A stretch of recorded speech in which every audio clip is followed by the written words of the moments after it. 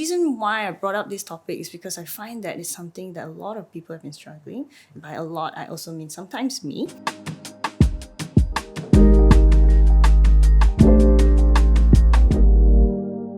Welcome to Be Kind to Your Mind, a podcast brought to you by People's Psychological Solutions. Here, we bring you the latest mental health news and research while providing you key insights based on our clinical experience. My name is Alvin and I'm your host for today. Everyone procrastinates occasionally. We delay our tasks just because we don't feel like it, or maybe something else which was important came up. Nevertheless, some of us may be experiencing severe effects of procrastination. In this episode, we'll be discussing all about procrastination and its implications to mental health and even to our relationships and overall performance. So joining us today is a clinical psychologist from People's Psychological Solutions. Audrey will be joining in our discussion on procrastination. To start things off, Audrey, perhaps an introduction from you and your background, and you can take it from there. Okay. Hi, Alvin. Thanks for having me here. So I'm currently a clinical psychologist. I've been working for about 4 to 5 years now. So I mainly do therapy and also assessments with individuals ranging from children, adolescents, all the way to adults. Prior to this, I was working with children with special needs, mainly children with autism, for about 2 years. I think that's where my interest in mental health really grew. So that's where I went on to become a psychologist. Right. So just to clarify here, independent practice as a clinical psychologist for the past 4 years or so, 4 or 5 years. Yeah. And prior to that, I understand that you're doing applied behavioral analysis. That's the term, right? Yeah, that's right. Mainly for children with learning disabilities, autism. Yes, autism. Sometimes if they have certain behavioral issues, then ADHD as well. Yeah. Okay. And Audrey, you are practicing here at People, but also at another practice. But generally, the nature of your work is about the same. Yeah, pretty similar. I Okay. deal with clients mostly, like I said, ranging from different age groups, and sometimes the cases that they come are just slightly different based on Sure. the population that they're in. But mostly quite similar, therapy as well as assessments. Yeah. Okay. All right. Sure. So, Audrey, when we had thought about what topic to discuss, you had suggested that procrastination is something that we could talk about, especially putting on a spin of mental health to that discussion. And I suppose you might have been meeting clients who might be struggling with procrastination, that might have motivated you to want to speak about this today. Let's start off the discussion firstly for the benefit of the audience back home, starting off with the definition of what procrastination is. Yeah. Reason why I brought up this topic is because I find that it's something that a lot of people have been struggling. By a lot, I also mean sometimes me. So when we actually procrastinate, it actually brings up quite a lot of difficulties in our life. So basically, the definition itself is when a person intentionally delays or postpones a task despite knowing that it will be worse off after the delay, but they still keep doing it. So I would say sometimes people find that very mind-blowing because they're like, if you know that's going to be the effect, why would you even do it in the first place? But people still do it. And a lot of times people would think it's just the person being very lazy or they have poor time management. But actually, it's a very complex psychological process that is worth talking about and understanding. Okay, yeah. So that's quite interesting. And the keyword that I hear is delaying. And the difference between, I think, procrastination and maybe just overall functionally delaying, I'm not sure if there is a functional delay or not, is that with procrastination, the person delays even when they know the outcome will be worse off. Would the term dysfunctional delay here apply to procrastination? I read this in the in the literature. Yes, so it's also kind of like dysfunctionally delaying, even though you know that that's going to happen. Whereas sometimes people just put it off for a bit. They're like, okay, I'll do this after I finish something. But when a person procrastinates, they put it off for a very, very long time before they even think of doing it. When they start to do it, deadline is probably 12 a.m. tonight. So that's where the dysfunctional kind of behaviors would start coming in and starts to affect their task or productivity as well. Sure. So procrastination here, it sounds like the definition would include some kind of impairment or some kind of negative consequence or some kind of dysfunction to it.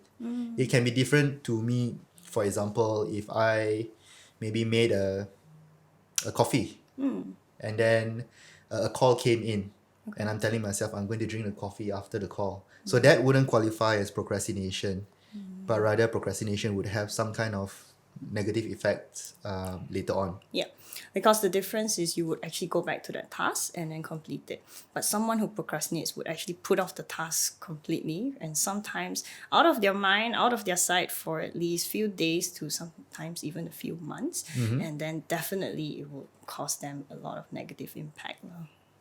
Okay. So that's interesting, especially coming from a clinical standpoint. And I think as part of our discussion later on today, we are going to take a look at comorbidities, for example. Yeah. What are the typical mental health concerns which tend to coincide with, very dysfunctional procrastination, but also perhaps what could be the effects or the effects of procrastination on maybe certain mental health concerns. But I think before we move on to that, we could actually first start with the understanding of our current understanding of what procrastination is. We've spoken about the definition, but if we to look at perhaps the research on procrastination and what we understand to be an explanatory model or some kind of theory to best understand what procrastination is. Could you tell me more about what you know that is in the literature at this time? Yeah, so actually a lot of studies have shown, and working with a lot of clients, I find that this theoretical framework of cognitive, emotional, and also the behavioral way of explaining procrastination actually works really well. So cognitive is the way we think, and emotion is the way we feel, and also behavior, the way we act. So when it comes to the way we think, this is when sometimes people have difficulties making certain decisions. And that's where they get overwhelmed with all the different kind of decisions that they need to make. Or sometimes they're also afraid that they might make a mistake. Or sometimes people also have very perfectionistic kind of traits. So that's where they would have this idea that if I start something, I must do it in a perfect way. So that's also where it comes with these cognitive distortions, which is sometimes the way that people irrationally believe things to be. That's like an all or nothing kind of thinking. If I can't start this task perfect in this manner, then I shouldn't start it at all. So when we have a lot of these perfectionistic kind of ideas of how we should do a certain task, it will cause us to procrastinate because it starts to become such an overwhelming task that they just don't want to deal with it. So that brings me to the second factor, which is the emotional part of it. So when you have so much of these thoughts, it starts to overwhelm you. So you start to feel a lot of uncomfortable feelings like, oh, now I start to fear. I don't know if I can do this well. I don't know if they would accept if I actually bring this up, if I talk about this topic, if I do certain things. And so what happens is procrastination is actually a very useful emotional coping strategy.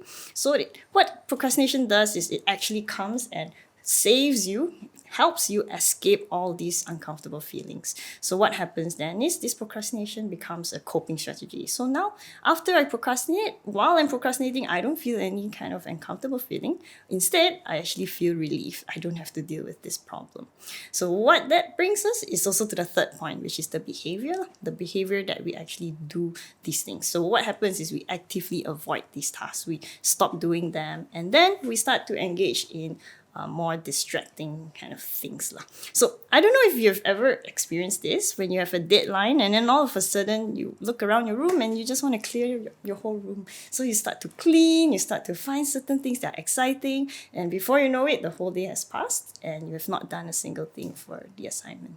So by actually understanding that people procrastinate through these three different areas where it affects their thoughts, affects the way they feel, affects the way they act, it actually helps us understand why procrastination still continues despite people knowing how bad it is. So I'd say that theoretical framework actually really helps me understand a person really much better. Right.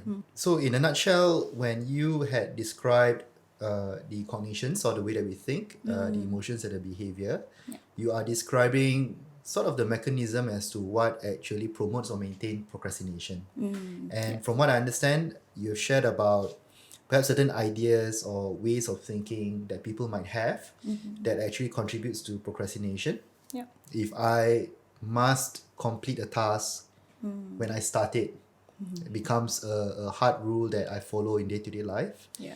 It might mean that I will put off tasks that might require a sustained mental effort or requires many steps, or maybe it might take more than one day. Yeah. And as such, then I engage in procrastination instead. That's right. Yes. And I imagine for this particular rule that I have, it gets more evident that this rule is affecting my quality of life as I advance in my age. So in primary school or in kindergarten, the task that I am required to do isn't that complex, Yeah. but it gets more and more complex, and maybe it might require years to accomplish a goal later on in adult life.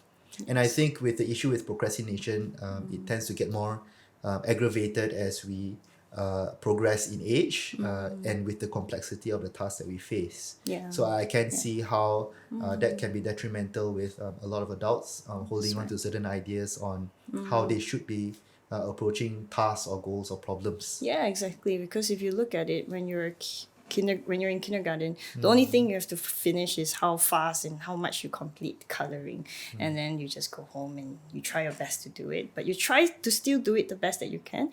But as you progress, things become so much harder. And assignments nowadays, we would really need to research a few different kinds of papers before we can come to kind of a research paper itself, right? So when they're doing that, it requires a lot of mental effort, and so before they can, or they know that they would do it perfectly, let's put it off to a day where I feel fully refreshed, where I can finally put my mind to it. Which sometimes the day doesn't come until the deadline comes first. So Yep. that's the problem. And I think this concern with how we approach tasks, problems, or goals is very much related to the kind of things that we'd like to teach our clients as psychologists. There are actually evidence-based skills that we can introduce to clients in order to develop more flexibility to this rigidness in how we think. And the same can be applied to what you shared about our emotions. Yeah. Because one key item or key idea that happens with the way that we feel is when we are anxious or distressed. Oftentimes without the right coping mechanisms, without the right strategies to address the anxiety or the distress, I would engage in avoidance. So we call that emotional avoidance, and it's very common with clients suffering from anxiety disorders, for example. Yeah. And the same can be said about procrastination, where instead of finding ways to cope with all of these unpleasant feelings, I choose to avoid instead. Yeah, and that is also why a lot of people who have these kind of mental disorders, they start to feel really bad about themselves because they know what they should do, but they don't end up doing it. So that's where it kind of continues the whole cycle of procrastination, because the task itself brings so much pressure, and now added on with deadlines, it brings double the pressure. So therefore making them less likely to do it. And sometimes people even develop panic attacks because of that, when they reach the point where they need to deliver and they can't deliver. Yeah. So speaking of the implications of emotional avoidance and how we choose to cope in ways which might be unhealthy in the long term, jumping ahead here, I think, if you were to speak on comorbidities later on in our discussion, I can imagine that people who may have a chronic issue with procrastination may develop, for example, a negative self-esteem as a result of constantly procrastinating. That's right. This could be one of the perhaps contributors here. Yes. Sure. So you've spoken just now about the cognitions of an individual, which means the way that we think. And there are some ways of thinking that tends to promote procrastination. And then there's some ways of feeling that causes, I think, a very natural human behavior of wanting to avoid. And then you spoke about the behavior. Yeah. So when we think of behaviors, oftentimes we look at, in psychology, the idea or the theory of behaviorism, and it's a pretty simple one. Behavior tends to continue or gets more when that behavior is being rewarded. Yeah. and vice versa. When that behavior is no longer rewarded, that behavior reduces or no longer continues. So in the case of procrastination, when you say that people actually, adopt alternative behaviors, right? You gave the example of cleaning the room. Yeah. That is immediately rewarding. Correct. I'm doing this. I know doing this dissertation might require 1 to 2 months of careful planning, researching, and writing. But cleaning my room takes half an hour. And that immediately provides me with a sense of accomplishment. Yes. So what's being rewarded here will be the behavior of procrastination, because I'm working on all of these easy, sort of these low-hanging fruits, things that can be easily accomplished in favor of that immediate reward, as opposed to something that is more long-term and perhaps takes a lot more effort. Yes. Yeah. Yeah, so I would say that is a very, very good point. It's because that really drives procrastination and it continues the whole cycle of it. Is because people reap the benefits. They're like, oh, you see, at least my room is clean. But they don't realize the implications of it because they focus more on that temporary relief. One, they feel better. Two, their room is clean. But if you look at another perspective as well, sometimes people don't clean their room only. They start to play games, they start to scroll social media. All these things give almost instant gratification. We start to feel so good. Sometimes even games, right, when we receive our ranks start getting higher and higher, we start to feel so good. So that's why they would say that, oh, I procrastinating is bad, but it feels really good. And I think one of the very significant thing that people always say is that I get to finish it at the end anyway. So that is also in itself a rewarding behavior, because when I procrastinate, I avoid the whole thing. At the end, I can still finish. But they do not understand that the implications of that is actually an increased level of stress. They start to feel very anxious. They start to worry a lot more. But all of that is kind of forgotten because they got it done. But if we look at it in a long term, it actually affects the person significantly, actually.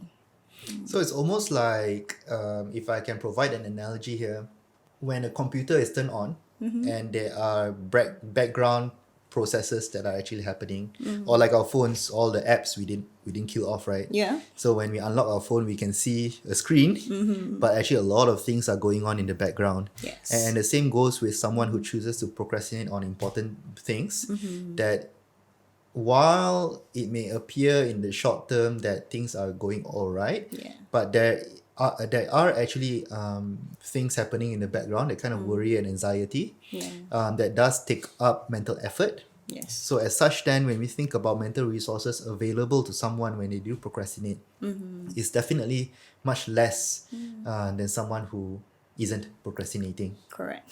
Yeah, because people would think that when they procrastinate, they feel good. That means they're avoiding it completely. But what they don't realize is at the back of your mind, there's the constant question of, oh, yeah, you're enjoying this, but have you done this? And then they're like, no, that one, I'll push it aside. I'll think about it later.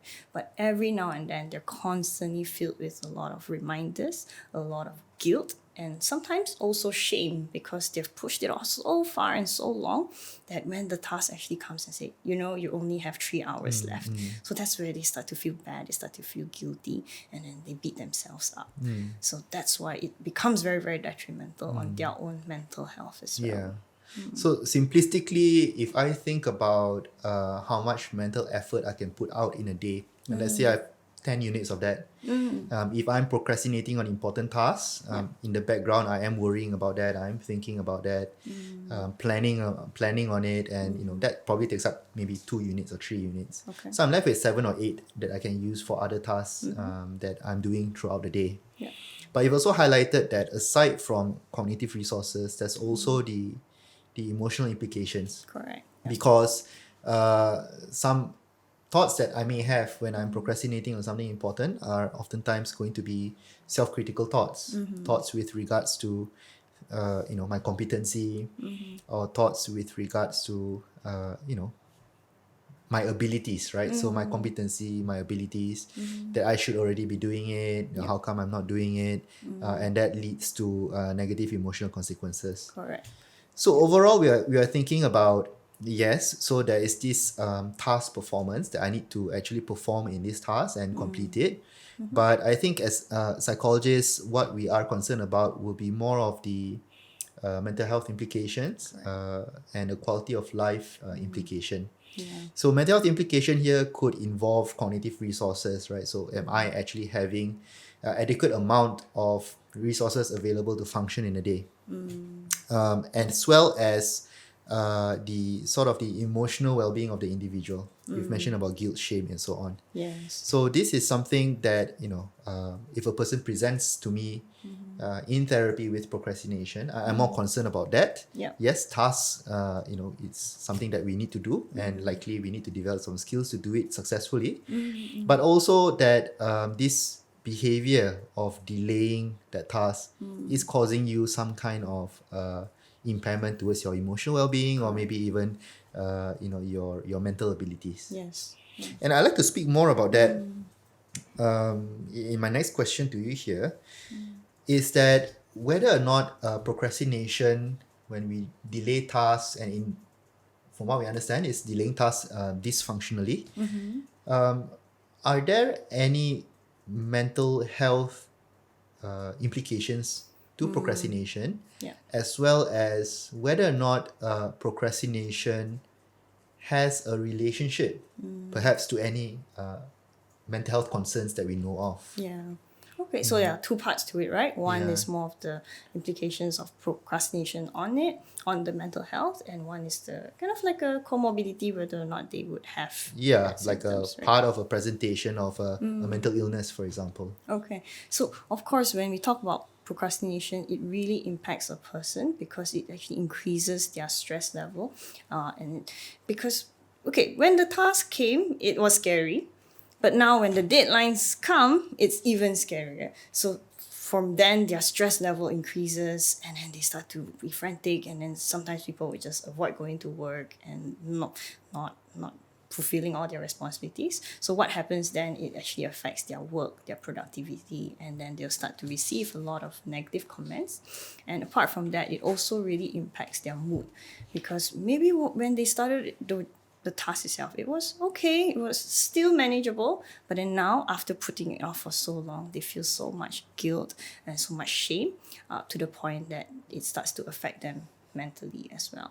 So to answer the second part of the question, is also so I would say procrastination is a symptom, but it can also cause certain disorders to become even worse. So for example, if someone has anxiety already, when they receive the task, for example, go on and do a presentation in front of 50 people. That is a very scary task for someone who has anxiety, right? So when they think about it, they're like, oh, I don't really want to do it. Let's put it aside first. And then suddenly the deadline comes and they have to now go and speak. So this is when they start to experience all of these symptoms of anxiety, panic attack, and everything comes up. So from procrastinating, it starts to also be part of what they would do as a result of their symptoms, further causing the symptoms to be worse.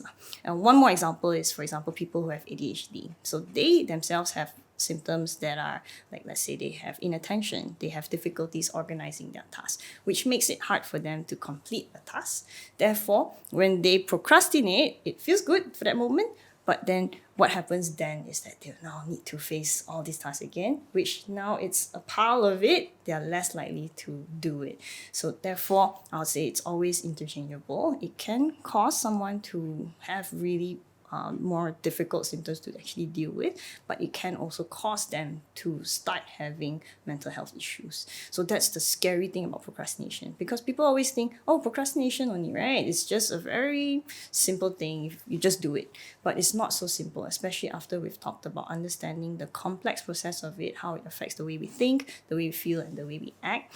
It's hard to just say, just put it aside and just focus on your work and don't delay anymore. So that's why it's oftentimes linked to mental health concerns very much. So what you're saying is that it could make our existing conditions worse. It Yes. could be part of the presentation of a mental health concern. Yeah. So it could be either or. Yes, could be either one. And when we look at the literature, procrastination does have a correlation with factors such as anxiety, stress, quality of life, rumination or worry, Yeah. lowered mood, and excessive worries.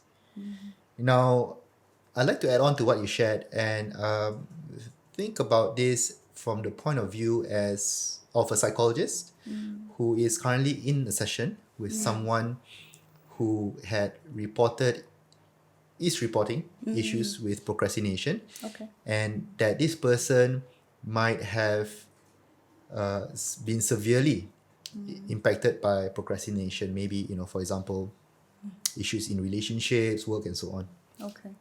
So putting on the psychologist hat right now, I would think that the first thing that I would like to assess for would be if this behavior of procrastinating would lead to functional impairment, which means that there is going to be a significant negative effect on this person because of procrastination. Yeah.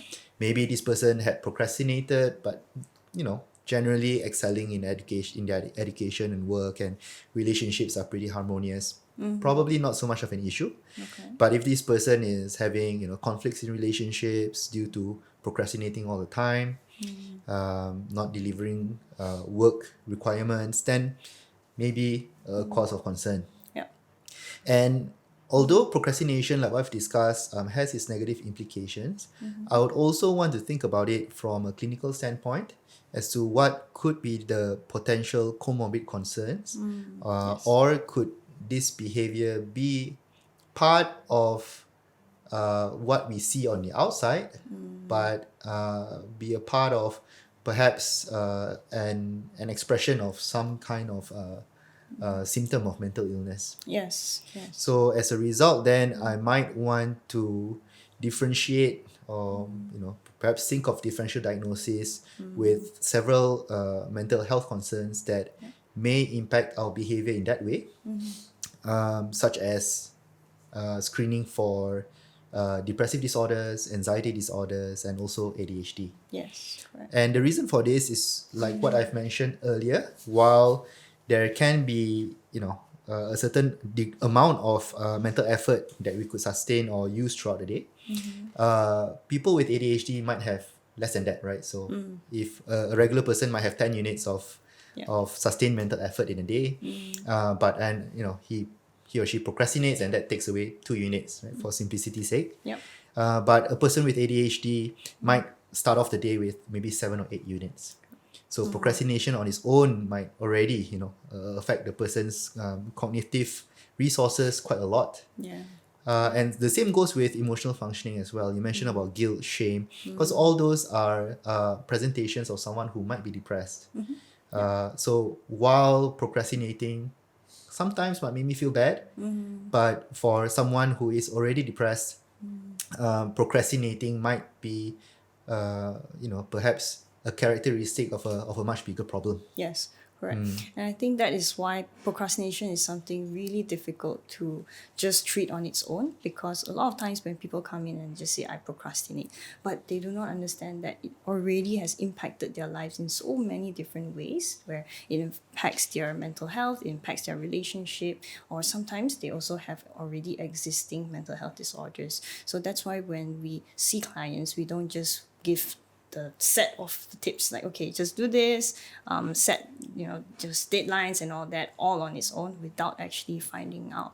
So that's why I find it very helpful to really ask them what's causing these procrastinations, when do they do it, what exact task that causes them to procrastinate even more, and slowly on you'll be able to find a common theme, and it's usually the root cause of their procrastination. So relating it to like what we've talked about, right? Guilt, shame, fear of making mistakes, fear of failing. Yeah. So when we actually get to tackle to the root of these issues, we start to notice that they no longer rely on procrastination as a coping strategy anymore.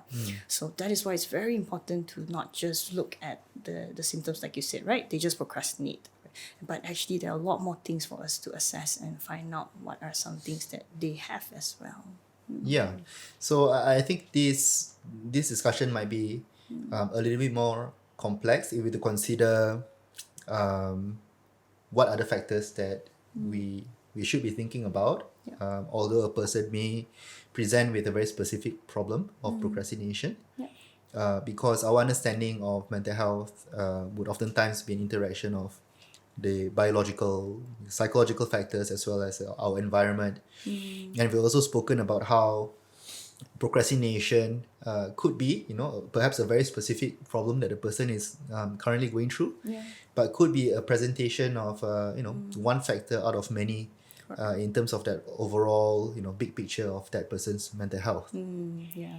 So it helps, I think, to really have an understanding of mental health, to be able to conceptualize this on a uh, much bigger picture approach Yeah. before perhaps we narrow down to very specific details or tasks on what needs to be done. Yeah, sure. But at the same time, going back to that hypothetical scenario of meeting a client who says that they procrastinate very often, what do you think can be done from the standpoint of clinical psychology? So psychological therapy, how can it be helpful for individuals who might struggle with procrastination? Yeah. So we, like what I mentioned, right? When we start off, we start with understanding what's the issue, and then we move on to the practical kind of steps. So first is really understanding what kind of thinking styles that they might have. So that's where it's useful to also kind of tackle those unhelpful thinking styles. So it could be like the all or nothing type of thoughts. Like if I don't do this, then I shouldn't do it at all. If I can't do it perfectly. So these kind of styles are. So this is just one example, right? There are many kinds of ways that people think that affects the procrastination. So when we actually tackle them in therapy, we understand that there are these core issues that are affecting it, while also implementing certain practical steps. So I would say it goes hand in hand, where they understand why they're doing it, and then they know the how. How do we tackle it? So how do we manage their time better? How do we set certain goals, certain timelines? So this is, I would say, the more interesting part, because a lot of clients would then come back and say, oh, I feel guilty, I didn't do it. But actually that's the best thing that they can come back and tell me, because when they come back and tell me that, then we can slowly sit down and problem solve. Why did it not work? What happened when you go home? What were some of the distractions that came up? So then we start to talk about all these distractions and how do we manage them? How do we not let it affect us? And slowly on, they start to already learn how to deal with them on their own, which is the whole goal of therapy, so that we can help our clients help themselves when they go back later on. So I find that that is also a very helpful tool for them to get. Apart from just the practical steps, they also learn to understand themselves a bit more, and also they learn how to problem solve for future problems. Yeah, so Audrey, I think you brought up one mode of therapy, which is a more skills-based, practical, problem-based approach to helping the client. And when I look at the literature, this seems to align with what's been found to be best practice for procrastination, because there's quite limited evidence to how specific psychological therapies could be helpful. Yeah. Because while, for example, psychoanalytic or psychodynamic therapies have been applied to procrastination, but there really hasn't been much effort in terms of the studies on its efficacy. Yes. But there are actually quite good studies with efficacy for cognitive behavioral therapy, which involves some of the strategies and tasks that you have described earlier. Yeah. Things such as problem solving or identifying unhelpful thinking patterns and changing them to more adaptive ones. And, perhaps working on certain difficult emotions Yeah. via means of addressing the way they evaluate themselves, or the way that they evaluate their worthiness or competency in addressing the task or goal at hand. Yeah. So that's also the thing, right? When I've read on research on procrastination, it's actually very difficult to find many studies. It's because it's hard to just isolate them from other mental health disorders. And so therefore, I do find that CBT does help, because it gives that practical steps that, okay, right after you know this, what can you do? So that's where I find that incorporating other kind of therapeutic styles also helps when we've, let's say, tackled with the procrastination and then we realize that there's something deeper in. So that's where we start to actually deal with it, maybe in other kinds of therapeutic approaches like psychodynamic or acceptance and commitment kind of therapy. That actually helps. But when we just talk about procrastination on its own, it's good to have practical steps to go home and then try it out and then coming back and then reviewing whether or not it works. Yeah. Sure. So to add on to these practical steps, so you have, for example, self-monitoring, so identifying and changing ways of thinking that tends to maintain or makes procrastination worse, and also identifying and also changing the way that we evaluate our competency or our self-worth that leads to shame, guilt, and so on. Whenever we procrastinate. These are great ways to which CBT can be helpful for someone's emotional well-being as well as someone's limiting factors in getting started. Yeah. But at the same time, I suppose going back to the example of completing a dissertation versus cleaning a room, completing a dissertation might also involve certain skills. Because these are highly effortful tasks, Yes. requires a great amount of planning and problem solving, and that is something that CBT can provide as well. So problem solving could involve, for example, proposing solutions such as organizational strategies or goal setting strategies, where the individual can begin breaking down very complex tasks into more achievable ones, and to have someone accountable in the form of a therapist in order for them to see through the completion of the task, thus not procrastinating on it. So that's one other, perhaps way to which CBT can be helpful for individuals who might struggle with procrastination. But you've mentioned that there could be other, perhaps therapies if, for example, procrastination is only one part of the problem. So hence why, as clinical psychologists, we also evaluate and assess an individual from the lens of mental health. Yeah. If there are comorbid disorders, for example, if the individual is having an anxiety disorder or having a depressive disorder, Correct. or diagnosed with a neurodevelopmental disorder such as ADHD, there are known treatment methods for those, where we could actually treat the depression or the anxiety. For ADHD, it's likely a pharmacologic approach where they could receive medicines in order to improve their attention and concentration. These are some ways to which the individuals can be helped as well. More so from a mental health standpoint, and as a result, we expect that the procrastination will then reduce. Yes. Yeah. So it usually goes hand in hand. So even when we tackle procrastination, we don't just go in and just focus on that. But when we actually start to find out what are the reasons behind it, if they have other kind of disorders, then other methods are actually very useful. So especially if they need medications that's going to help them treat the underlying anxiety symptoms or depressive symptoms, which then makes it easier for them to do the task, no longer needing to procrastinate anymore. So with someone with ADHD, for example, adding on to the units of cognitive resources that they have in a day, maybe that would already be sufficient for them to tackle their procrastinating issues. Or they might require additional skills in the form of psychological therapy. Then that perhaps may help them to alleviate the amount of resources that they use to tackle a task. But I think, we've spoken more from the standpoint of someone coming to sessions and getting professional help. But I think, almost everyone has experienced procrastination in one form or another throughout their life. We look at the evidence here. Some studies show, 20% of the adult population severely affected by procrastination, up to 50% by university students. So it's actually a very common problem. Not all of them, or I would say maybe a very small portion of them might be motivated to attend therapy or to meet a professional. So for everyone else or the general public, what do you think are some practical steps that they could take from a self-help approach or Okay. something that they can immediately do that they could try out before they might consider a professional. Anything for the audience back home? Yeah, yeah, of course. So there are actually two main types of things that I find very helpful. The first one is more on the practical aspects, and the second one is more on the reflective aspects, which also can be done at home on your own. So the more practical aspects would be actually setting certain deadlines. So sometimes people are driven by deadlines, but if we only wait for the external deadline, it's a bit too late.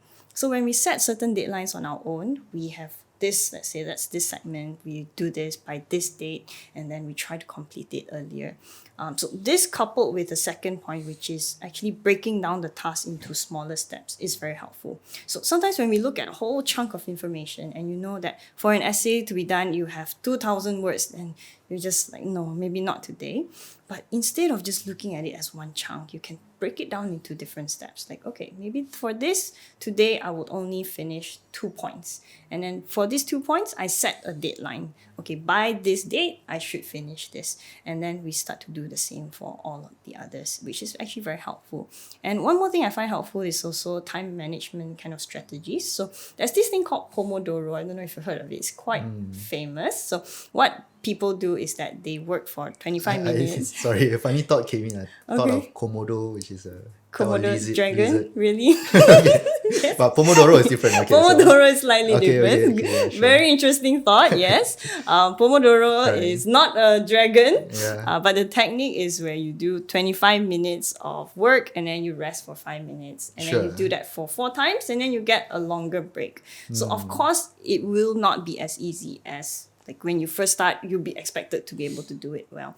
So sometimes you might be able to do the first half and then you can't do the second half. But that's okay because at least you've tried doing that techniques. And also, this brings me to the second point, which is the more reflective point, which is also to be a little bit more compassionate to yourself.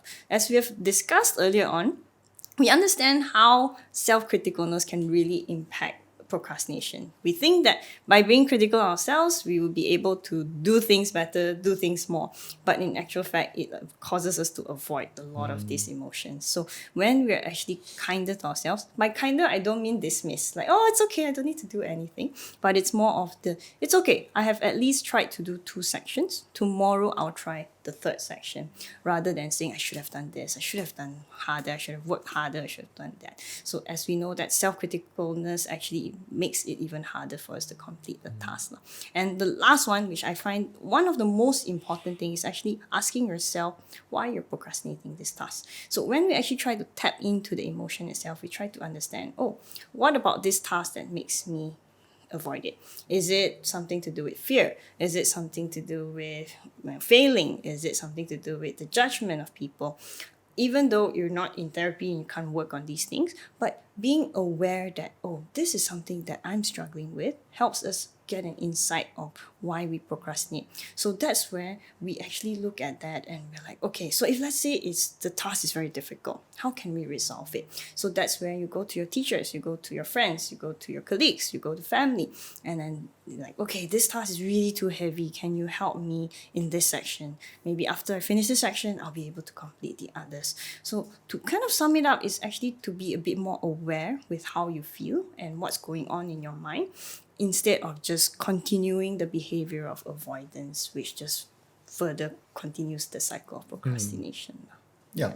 So before I forget, I'd like to comment on the last part that you've mentioned, which is about developing that reflective practice where I'm self-aware. Yeah. Right. And I think if we to break down very roughly what those potential factors are, would be whether or not there are certain emotional aspects that are taking away resources that could be better utilized Yeah.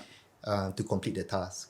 If I am engaged in too much self-blaming, I'm feeling overly guilty, I'm feeling a lot of shame, a lot of anxiety, all these unpleasant emotions take up our resources, which puts focus away from actually engaging in the task or goal. Yeah. Yeah. And then there's also the task itself. If it's too complex, if, for example, I don't know, maybe I am an undergrad student, I'm attempting a PhD level task.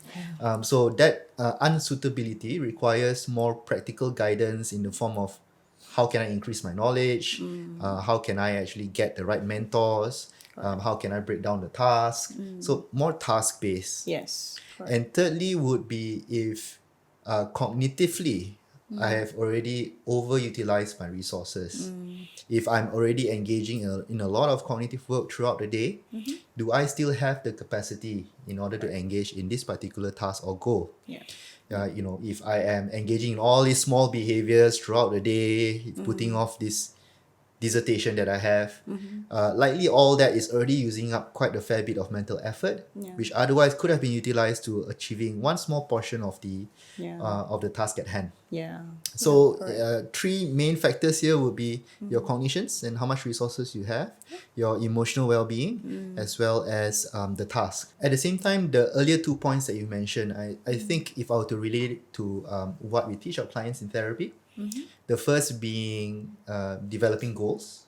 And we oftentimes use the acronym SMART, Yeah. where SMART stands for specific, measurable, achievable, realistic, and it has a timeline. Yes. So going back to your first point earlier about how goals or tasks could be broken down to smaller, more measurable components, it has a deadline. Yes.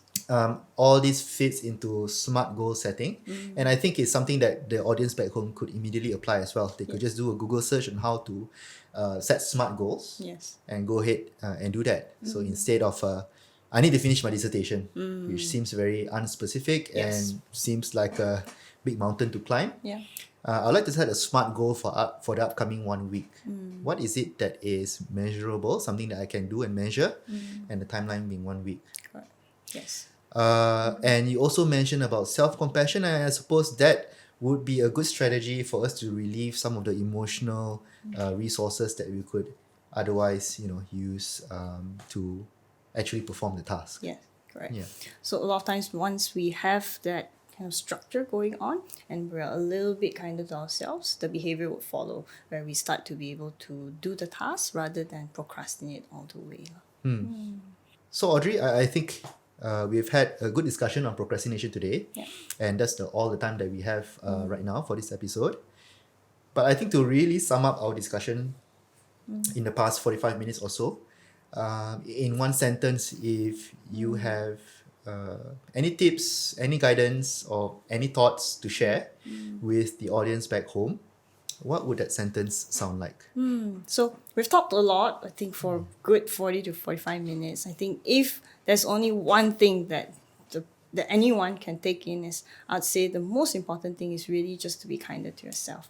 So being kinder can sound so simple, like, oh, just being kind to yourself. But actually, when we start to be more compassionate with ourselves, we start to break the cycle of procrastination in a way where we stop being so critical and we stop focusing on so much on how much we're doing, how much we're not doing. We actually learn how to do them bit by bit. And we have to, by being compassionate, we're also telling ourselves that it's okay if I fail at a certain point of time. It's okay if I can't finish all this in one chunk. So because procrastination, although everyone labels it as you just being lazy, you just have poor time management, it's actually pretty complex, like what we've talked about, right? It's a lot to do with the way we think, the way we feel, and the way we act. So just by being kinder to yourself and understanding why you're procrastinating is one of the most important things that helps break that cycle of procrastination. Yeah. So I think that's an ideal closing to an episode of Be Kind to Your Mind. Yes, correct. Yeah, we're in team. Yes. Yeah. So in summary, if we could be kind to our minds, that would be quite a good remedy to procrastination. Yeah. Yeah. And I wish more people can do that for themselves. Thanks, Audrey, for your time, and I think we are done for the episode today. Okay, thank you so much, Alvin, for having me. Thank you for tuning in to this episode of Be Kind to Your Mind. Be sure to catch us again on Spotify or YouTube every 2 weeks. If you're keen to be updated on mental health information, such as from our episode today, be sure to like and subscribe. See you in 2 weeks' time.